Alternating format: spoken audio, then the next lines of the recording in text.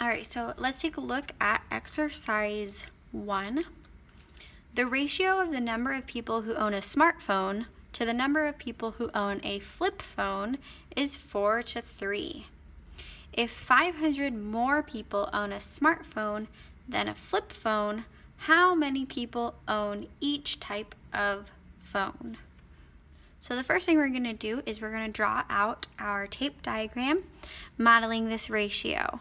Smartphone to flip phone. So I've written S for smartphone, F for flip phone. Okay, smartphone would be corresponding with the first number in the ratio, 4. 1, 2, 3, 4.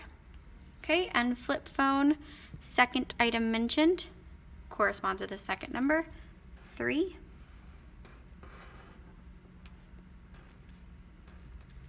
Okay, so here's a representative of my 4:3 ratio.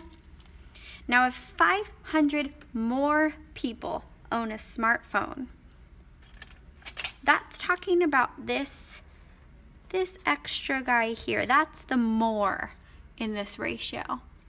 So if 500 more people, that's telling me this more is 500. 500 people more.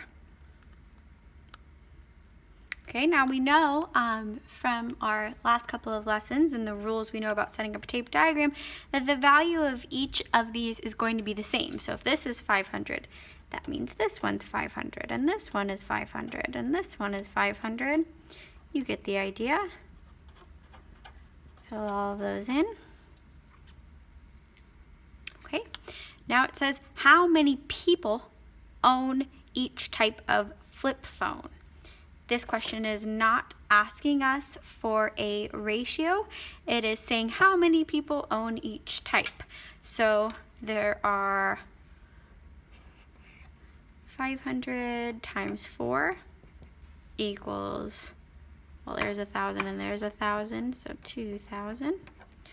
2,000 people own a smartphone.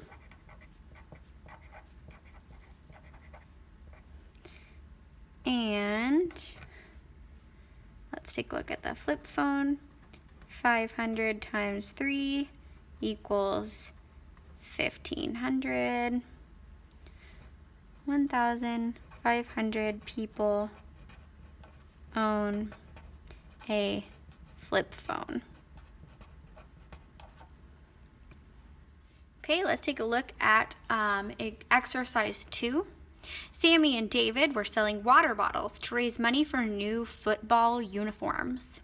Sammy sold 5 water bottles for every 3 water bottles David sold.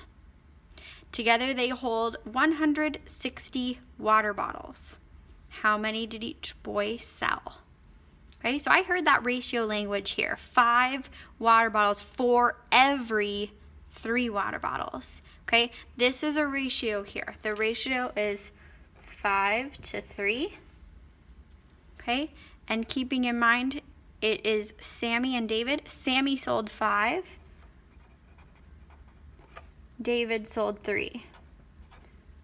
Okay, so the ratio of Sammy's water bottles to David's water bottles is 5:3.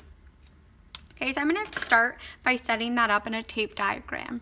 So I can use S for Sammy, and he has 5, 1, 2, 3,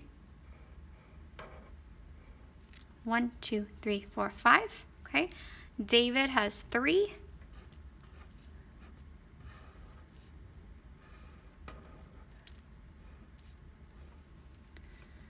All right. Now, unlike the other problem, this is telling us, like our content goal says, in this problem, we know the total of the two, so we can figure out the ratios that way. So in this problem, it says, together, they sold 160 water bottles. 160 water bottles together. So now knowing that total, I can figure out how many the value of each box is by doing some division. So 160 divided by, how many boxes are there here? Well, we've got 5 and 3, so 8. 8 divided by, 16 divided by 8 is going to be 2. And then 0, 0, 0. So when we divided this up into 8 equal boxes here, we know in each box the value is going to be 20. So I can go ahead and label that now.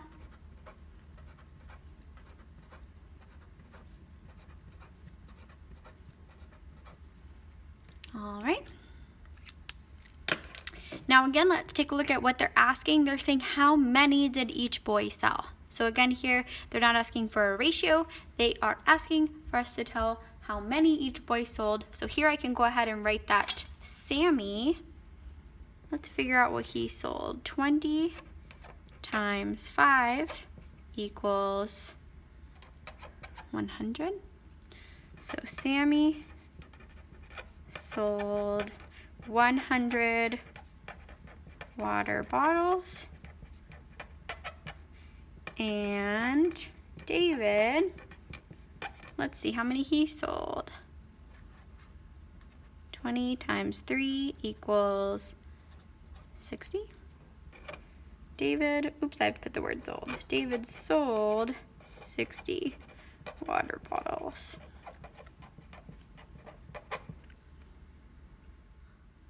All right, and the last Sorry one guys, I made a mistake right here and said that we won't do example 4, but we really do. Example 3. Sorry.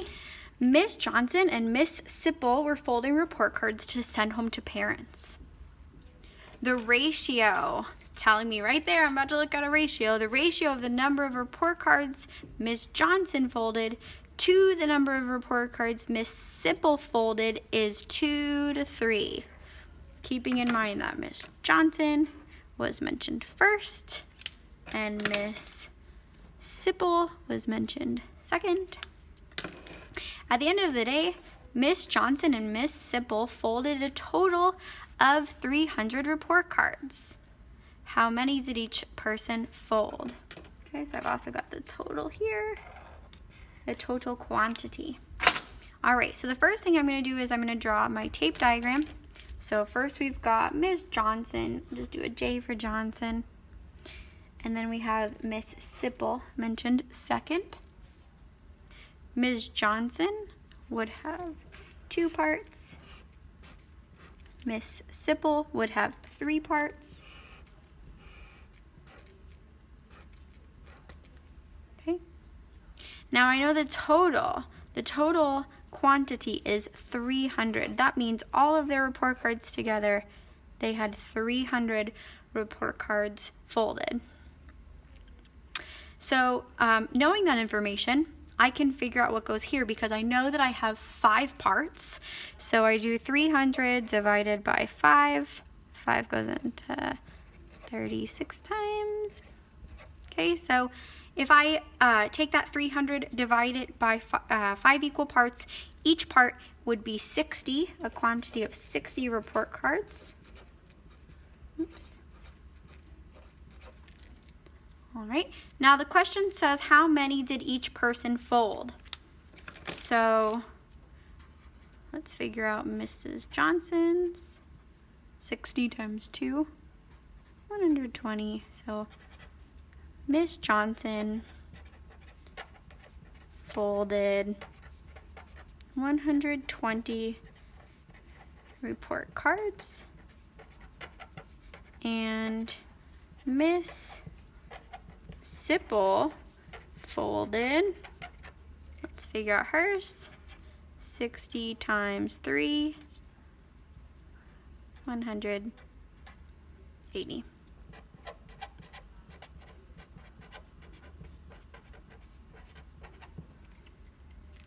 All right, guys, the key here really is representing your problem with a nice, clear tape diagram. So when we go back through and label each step, it just makes sense. And I can see it so nicely visually represented. As long as I keep everything clear, I could write in each box, label my equations, just make sure I'm logging every step.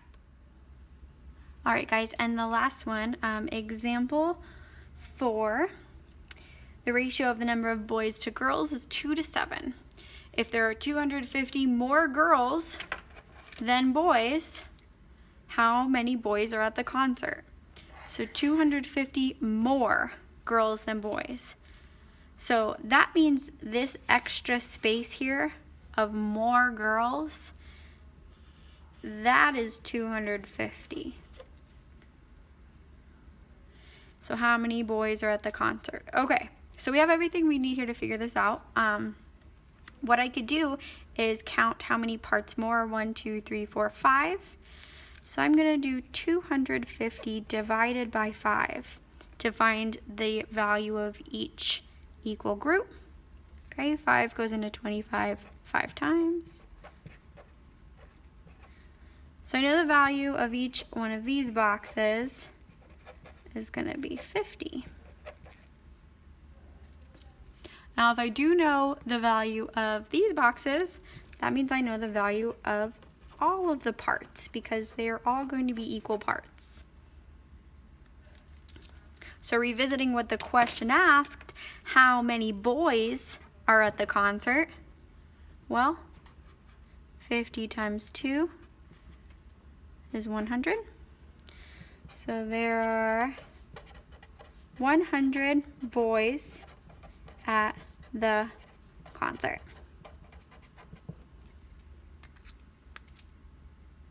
That wraps up our lesson today about using tape diagrams to find equivalent ratios.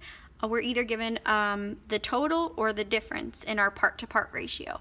So in your problem set today, you have a couple of scenarios.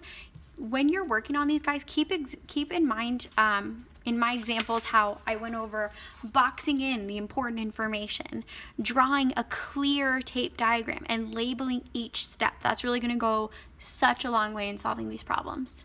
Awesome job, you guys.